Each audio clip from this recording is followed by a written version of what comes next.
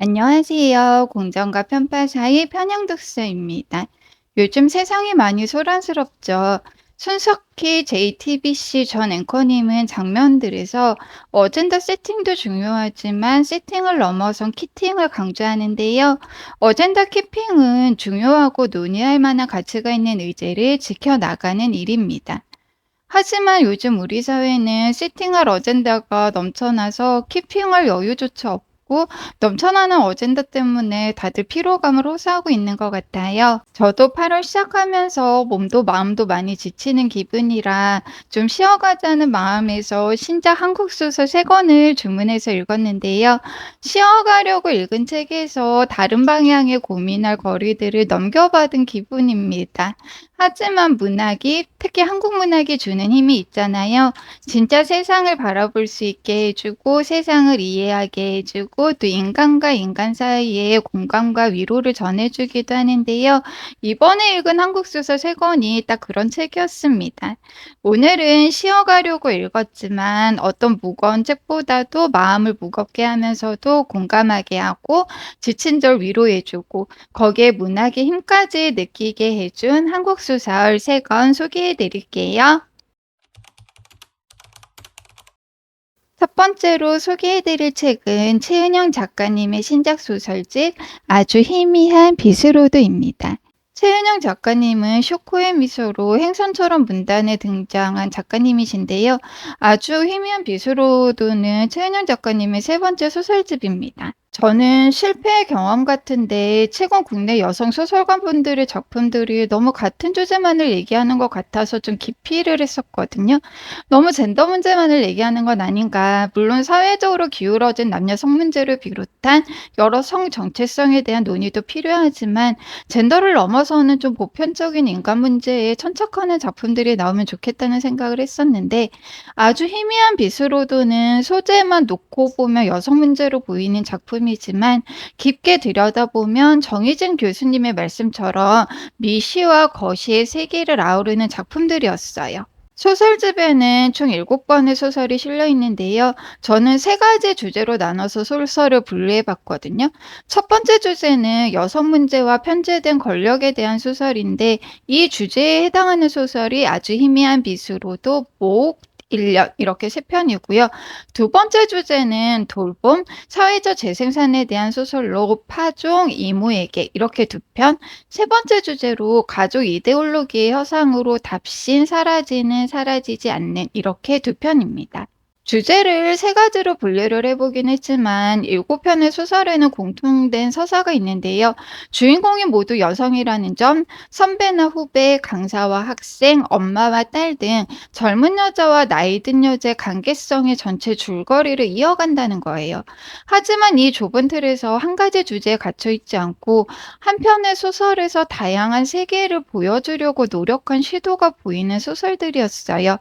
미시적으로 주변에서 일어날 만한 여성들의 사소해 보이는 일상 이야기에서 남성과 여성의 권력 관계는 여전히 기울어져 있는가? 왜 여성의 사다리는 여전히 유난히 낮고 약한가? 우리가 다루어야 할 굵직한 정치 사회 의제에 포함될 자격이 없는 소수자들의 문제는 누구의 몫인가? 편제되어 있는 권력 구조 아래 보이지 않는 목소리를 대신해서 읽고 썼다는 이유만으로 나의 몫을 다했다고 할 수 있을까? 가족이라는 이유만으로 우리는 모든 걸 다 이해하고 받아들이고 가까울 수 있을까? 생산적인 것만 중요시되는 사회에서 비생산적인 활동으로 분류되는 돌봄의 가치를 이제는 제대로 인정해야 하는 건 아닐까 등 거시적인 문제로 확장해서 사고할 수 있게 해주는 소설들이었어요. 우리가 사회적인 문제들에 대해서 어떤 태도를 지녀야 되는지에 대한 문장도 되게 좋은 문장으로 실려져 있었는데요. 그녀는 어떤 사안에 대한 자기 입장이 없다는 것, 그것이 자기 일이 아니라고 고백하는 것밖에는 되지 않는다고 말했다. 그건 그저 무관심일 뿐이고, 더 나쁘게 말해서 기득권에 대한 능동적인 순종일 뿐이라고. 글쓰기는 의심하지 않는 수능주의와는 반대되는 행위라고 말했다. 이번 소설집의 모든 소설이 이렇게 이야기가 흘러가서 제 취향에는 너무 잘 맞았던 책이고요. 문장이 너무 좋았습니다. 우리말로 된 소설을 읽기만 해도 마음이 따뜻해질 때가 있는데 이번 소설집에 그랬어요. 우리말이 참 아름답구나. 이런 문장으로 표현할 수도 있구나. 마음이 힘들 때 문장을 천천히 읽는 것만으로도 위로를 받을 수 있구나 싶었고요. 최은영 작가님만이 가지는 사회적 약자를 향한 시선, 결국 대화는 사람과 사람 사이의 돌봄이나 따뜻한 관계 맺기이지 않을까 하는 마음 등이 오롯이 담겨 있는 소설집이었습니다. 최은영 작가님 좋아하는 구독자분들은 꼭 한번 읽어보시기를 추천드리는 책이고요. 위로가 필요하다 하시는 구독자분들은 이번 여름 문장 하나하나 천천히 음미하듯 읽어보시면 너무 좋은 소설집이지 않나 싶습니다. 두 번째로 소개해드릴 책은 제28회 한겨레 문학상 수상작인 김희재 작가님의 탱크입니다. 탱크는 믿음과 사랑에 관한 소설인데요. 책 소개해보면 어떤 믿음은 선택의 문제가 아니라 살기 위해 반드시 붙들어야 하는 문제였다. 믿을만 해서 믿는 게 아니라 믿어야 하는 대상이 필요하기 때문에 믿을 수밖에 없는 인물들을 통해 믿지 않고는 살아갈 수 없는 삶의 힘듦과 결국 삶의 힘듦은 헛된 믿음이 아니라 연대와 공감으로 치유 가능함을 보여주는 소설이에요. 탱크는 한적한 야산에 놓인 5평 남짓의 철제 컨테이너인데 예약을 하고 방문해야 하고 꼭 혼자서만 들어가야 하고 촛불 하나 없이 텅 비고 어두운 공간에서 자율적으로 기도를 하고 나와야 한다는 규칙이 있는 자율적 기도 공간입니다. 믿고 기도하면 가장 좋은 것이 내게 온다는 기적의 체험을 위해 탱크를 방문했던 사람들이 기도 기적을 겪게 되면서 탱크에 대한 소문은 은밀하게 퍼지게 되는데요. 어느 날 탱크가 있는 야산에 대형 산불이 나면서 탱크에 기도하러 갔던 한 남자의 죽음이라는 사건을 중심에 놓고 사건 이전과 이후의 이야기가 흥미롭게 펼쳐집니다. 소설에는 크게 3명의 인물이 등장하는데요. 첫 시나리오로 성공을 거둔 후 계속된 실패와 이혼으로 믿음이 필요했던 도선. 혼자인 삶이 익숙했지만 늘 외로움을 느끼다가 탱크를 믿는 동성애인 둡둡을 만나게 되면서 삶의 의미를 찾아나가는 양우. 임용고시에서 계속 떨어지면서 절망에 빠져 있을 때 이복 언니 한영경의 제안으로 탱크의 관리를 맡게 된 손부경입니다. 중심적인 3명 외에 자신의 정체성을 부모에게 인정받기 위해 애쓰는 득득, 탱크라는 헛된 공간을 진심으로 믿음의 공간으로 받아들이는 항영경, 자신과 너무 닮았다고 생각했던 아들의 커밍아웃으로 아들을 이해할 수 없어 힘들어하는 강규산 등이 탱크를 중심으로 서로 연결됩니다. 상심으로 인해 텅 빈 마음과 삶을 채우기 위해서 텅 빈 공간을 찾아가는 믿음이 필요한 사람들의 마음이 이해가 되면서도 탱크를 찾는 사람들이 굉장한 부나 성공을 바라는 게 아니라 누군가에게는 너무 당연한 일상을 바란다는 게 가슴 뭉클하게 다가오기도 했고요. 탱크는 이희재 작가님이 영화과를 나오셔서 그런지 굉장히 이야기 전개가 빠르면서 흡입력이 있고 영화를 보는 것처럼 장면 장면이 생생하게 느껴집니다.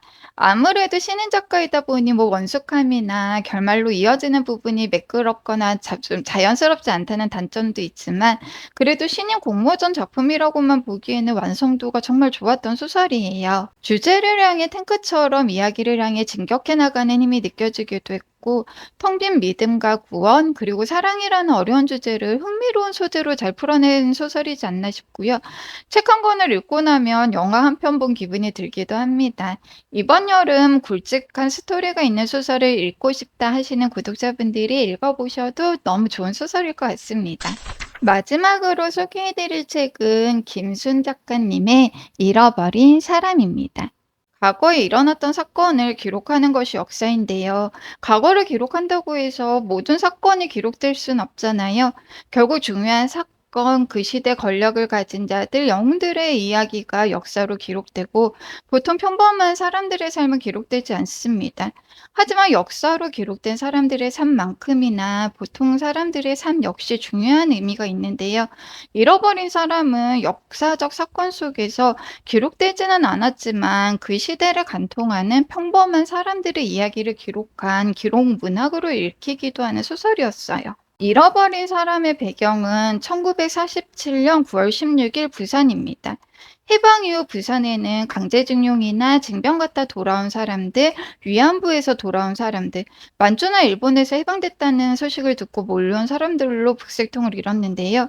돌아는 왔지만 고향으로 돌아가지 못하고 멈춘 사람들, 반대로 일본으로 돌아가지 못하고 남은 사람들, 돌아오지 않는 가족을 기다리는 사람들 등 여러 인간 군상들이 모여 살아남기 위해 치열하게 버텨내는 곳이었습니다.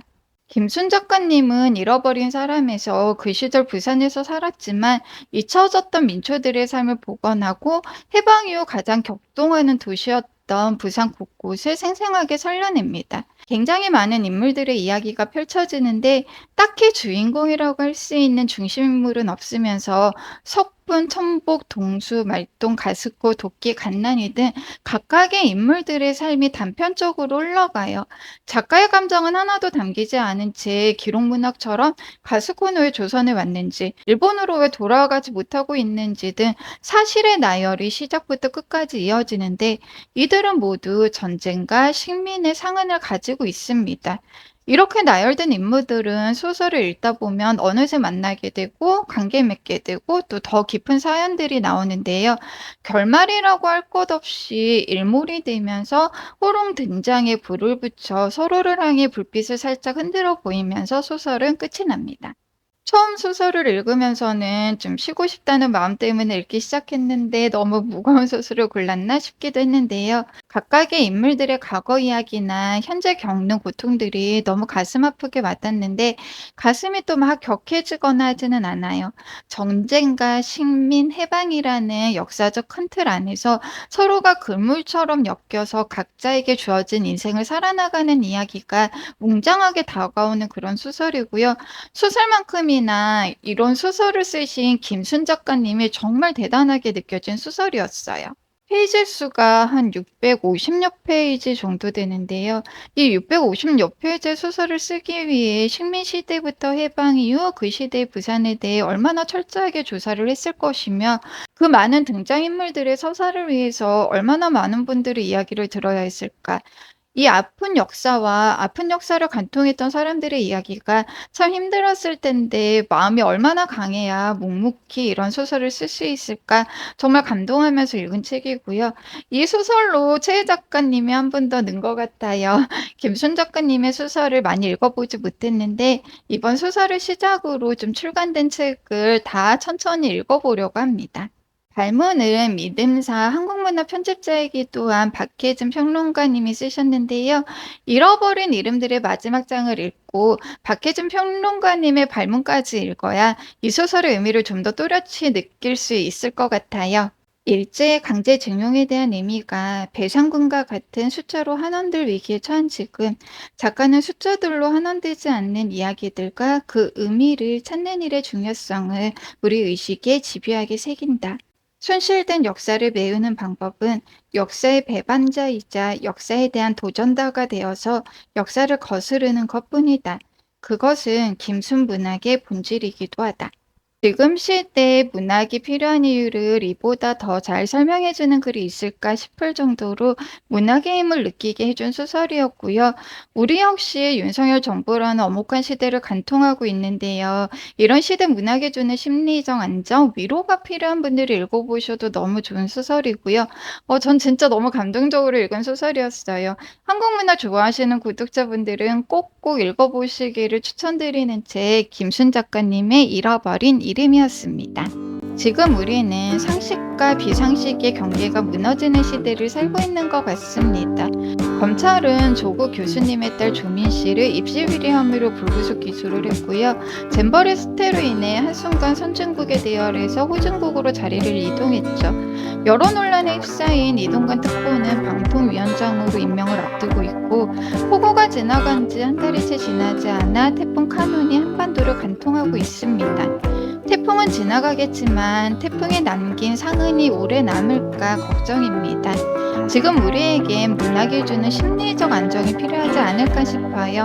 몸과 마음이 지쳐 힘들지만 소설책 한 권으로 위로받고 평온해질 수 있게 문학의 힘을 믿고 싶은 요즘입니다. 지금까지 공정과 편파 사이 편향독서였습니다. 영상 시청해주셔서 감사합니다.